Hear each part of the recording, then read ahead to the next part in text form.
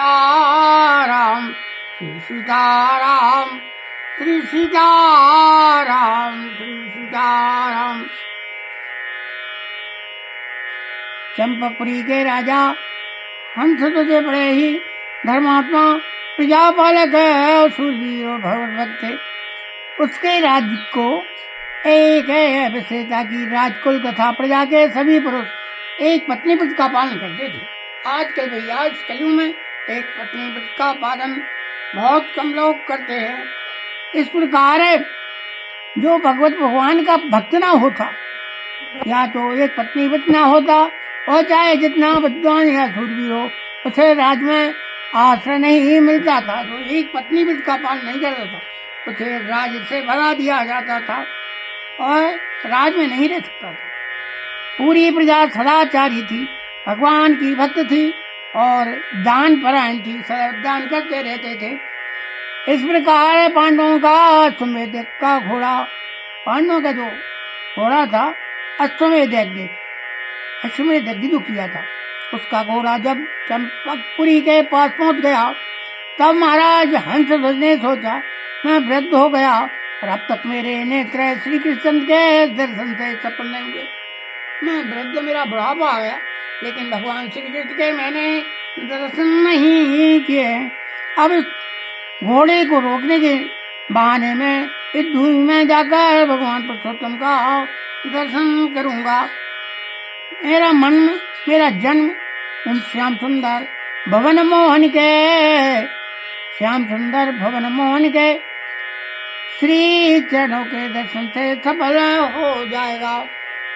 भवन मोहन, बोलिए श्री कृष्ण भगवान की जय। घोड़े की रक्षा के लिए गांडीवधारी अर्जुन जो है प्रद्युम्नादि महारथियों के साथ उसके पीछे चल रहे थे। घोड़े की रक्षा के लिए गांडीवधारी अर्जुन थे और प्रद्युम्नादि महारथी तो युद्ध में विजय हासिल करते हैं, महारथी के पीछे पीछे चल रहे थे। ऐसा सबको पता था और किंतु राजा को पार्थसारथी श्री कृष्ण के दर्शन करने थे, श्री कृष्ण के दर्शन करने थे। पार्थसारथी को, राजा को पार्थसारथी श्री कृष्ण दर्शन करने थे। अस्त्र पकड़कर बांध लिया गया, घोड़े को पकड़ लिया और बांध के राजगुरु शंख तथा लिखित की आज्ञा से एक घोषणा कर दी गई, अमुक समय तक सब योद्धा रण क्षेत्र में उपस्थित हो जाएं।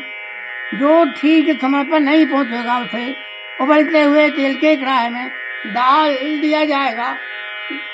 ऐसी डोंडी पिटवा दी भैया और कहा कि जो है उपस्थित नहीं हुआ उसको तेल की कढ़ाई में जो है डाल दिया जाएगा। राजा हंसध्वज के 5 पुत्र थे, सुबल, सुरथ, सम और सुदर्शन तथा सुधन्वा। ये हंसध्वज के 5 पुत्र थे। छोटे राजकुमार सुधन्वा अपनी माता के पास आज्ञा लेने पहुंचे। छोटा जो पुत्र था माँ से आज्ञा लेने के पहुंचा। वीर माता ने पुत्र को हृदय से लगाया, आते दिया बेटा तू तुम्हें जा और बिजी होकर लौट, परंतु ते मेरे पास 4 पैर वाले पशु को मत ले आना। मैं तो मुक्तिदाता हरि को पाना चाहती हूँ। ऐसा आशीर्वाद दे दिया, तू वही कर्म कर जिससे श्री कृष्ण प्रसन्न हो। वे भगत वस्त्र हैं, यदि तू अर्जुन को युद्ध में छका सके तो वे पाठ की रक्षा के लिए वस्त्र आएंगे। वे अपने भक्त को कभी छोड़ नहीं सकते। देख तू मेरे दूध को लज्जित मत करना, तूने मेरा दूध ग्रहण किया है।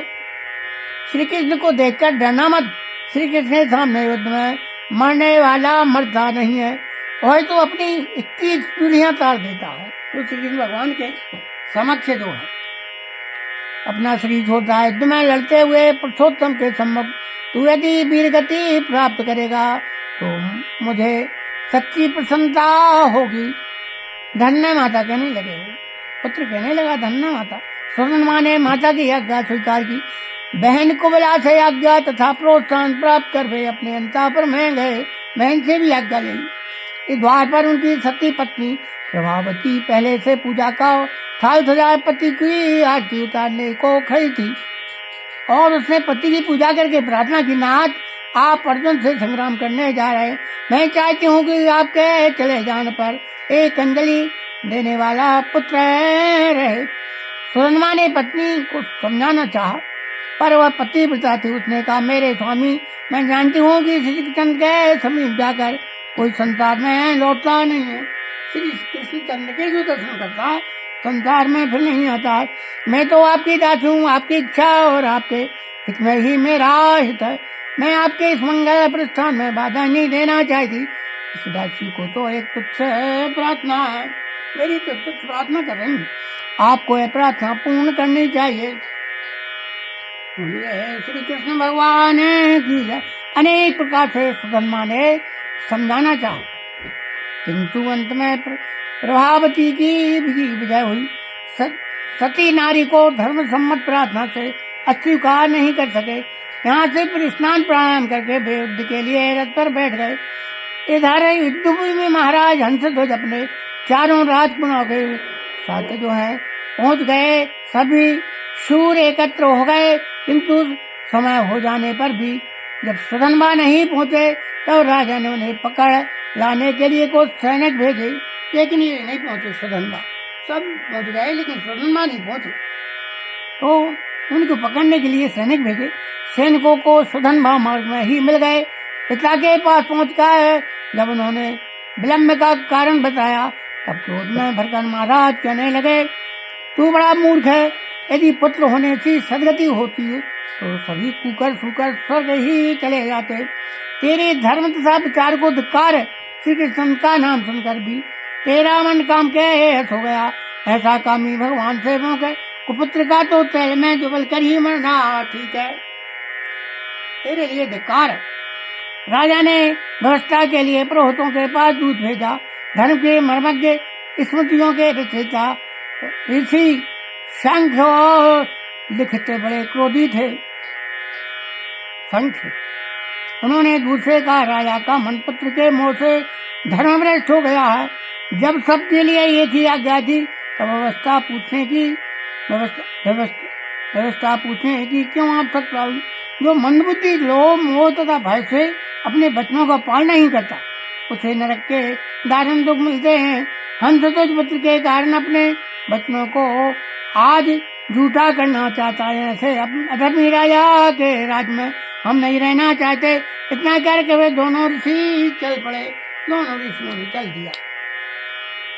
दूसरे समाचार पाकर राजा ने मंत्री को आदेश दिया, सुधन्वा को बलते तेल के कड़ाहे में डाल दो।